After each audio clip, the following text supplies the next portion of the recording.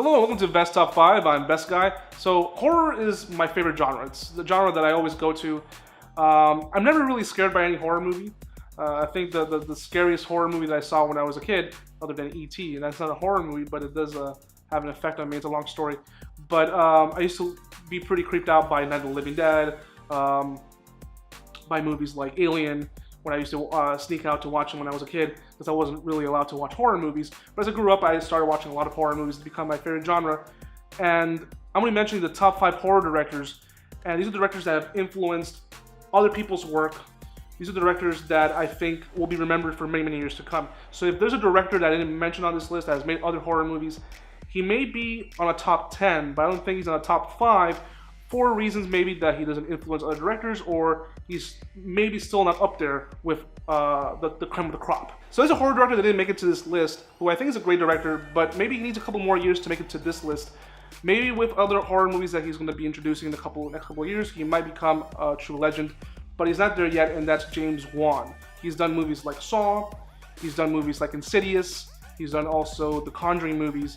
I think he's a great director, and he's produced other movies as well that are worth mentioning. He's also did one of the better Fast and Furious movies, which was Furious 7, which I think is the right concluding chapter of that franchise, but he's not on this list. Who is on this list, who is my number 5, is Tobe Hooper. If you're not familiar with Tobe Hooper is the guy who brought us the Texas Chainsaw Massacre. He's a great director. Sadly, he's no longer with us, but he made a lot of good movies that I think are worth watching. Movies like Texas Chainsaw Massacre, not the 2013 version, that's a piece of shit. The original movie from 1974, and he's done also Poltergeist. And there's a lot of controversy that Steven Spielberg meddled with that film, but that is Tobe Hooper's film. He directed that, even though it has some, resemblance to like Spielberg's Suburban kind of feel, but it is very much a horror film that Tobe Hooper made. He's made other movies that some people haven't heard of that I think are great. Movies like Spontaneous Combustion. He did a segment in Body Bags. He's done Life Force. If you haven't seen Life Force, check it out. I believe it's on Arrow Video. I think it's out of print, but if you find it, it's a great horror movie, great horror sci-fi that was produced by Canon Video. He did Funhouse. He's done great movies. Sadly, again, he's not longer with us, but his influence is going to live on because they're still making other Texas Chainsaw Massacre movies, and they still don't equal to the original film. And they're going to be making other movies similar to his style. I still think the first 2 original Texas Chainsaw Massacre movies that he did are still the best, even though I do actually like a lot the remake. And I'm probably in the minority that thinks it's up there with the original. Number 4 is a director that I love. I think he does a great combination of horror and sci-fi, and that's David Cronenberg. David Cronenberg is best known for doing The Fly. It's a movie with Jeff Goldblum where he plays a scientist named Seth Brundle who is slowly transforming into a fly after a bad experiment with a teleportation machine. He's done other movies like Scanners. He's done movies like Crash. He doesn't meddle just with horror. He meddles with a lot of different things, but his most famous horror films are Videodrome, Scanners, and The Fly. And his style is very hard to mimic and very hard to duplicate. Even his early work was horror, movies like Rabid, which is early work. And even before that, he did a film back in Canada, back in his hometown, called Shivers, which is really hard to find. It's not that great, but it shows his talent for his further future films. So for number 3 is a director that you definitely know because this is the guy who brought us Freddy Krueger, and that is Wes Craven. Sadly, he's also not with us anymore, passed away a couple of years ago.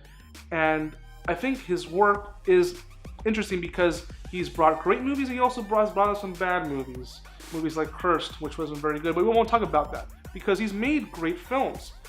He's done movies like Shocker, The Hills Have Eyes, and he's done a personal favorite of mine, which is not Last House on the Left. I know a lot of people love that movie. I think it's a great experiment in horror, but I don't think it's his best work. Some of his best work, I think, is a movie called Serpent and the Rainbow, which I don't think that many people have seen it, because every time I mention it to at least common horror fans, they're like, yeah, I don't think I've seen that one. It's really good. I enjoy that movie. It's actually really creepy. It involves voodoo and the afterlife. Very creepy film if you haven't seen it. And it also shows some sequences of being buried alive, and I don't like that whole feeling of being, claustrophobic inside like a coffin. I'm not very claustrophobic, but when it comes to like the idea of being in a coffin That's creepy. And he also is the guy who reinvented the slasher genre with Scream. This guy brought one of the best movies that came out in the 90s, which propelled to have Scream 2, 3, and 4, but also mimics of Scream like Urban Legend, I Know What You Did Last Summer, Soul Survivors, a whole bunch of other shitty wannabes to Scream. But Scream was a great reinvention of the slasher genre. So, and it poked at the tropes that you typically see in other slasher movies. So, who can be better than Wes Craven, now that I mentioned all these movies that he did, which influenced other directors? Well, there's another guy who also influenced a lot of people, because this guy has influenced something that's still going on today. And that guy is George A. Romero. George A. Romero brought, back in the 1960s, in 1968 to be exact, Night of the Living Dead, a little independent movie about zombies. Back then, no one knew about it. Most zombies at the time were just like people who were mind controlled by voodoo and stuff like that. There weren't actually dead people coming from the ground. He was a guy who brought the term of zombies being people coming, flesh eaters. It was actually originally called Night of the Flesh Eaters. So George Romero, the reason why he's so influential is because you have so many countless zombie movies out there. Most of them are trash. And then you have The Walking Dead, which is also trash. It started off being okay, and then it just... And the original trilogy that George Romero did still stands today as some of the best work in horror. I can watch night, dawn, and day and never be bored of them. I watched an episode of The Walking Dead, I'm halfway in, and I'm like, fuck this shit. So, but George Romero hasn't just done zombie movies, he's done other stuff that's really good. He did a movie called Bruiser, which I recommend. It's a combination of horror, suspense, and some action. I don't want to tell you too much about it. All thing I'll say is a guy who has a mask that's permanently on his face. He's trying to find what happened. I'll just say that. He did a movie called Season of the Witch. He did a movie called Martin, which is about a vampire. A guy who thinks he's a vampire. Is he a vampire? Is he not? That's up to you to decide. You got to watch it. And he did Creepshow. If you haven't seen Creepshow, you have to see it. You don't have to watch part 2. He has no involvement in part 2. Watch part 1. It's a great movie.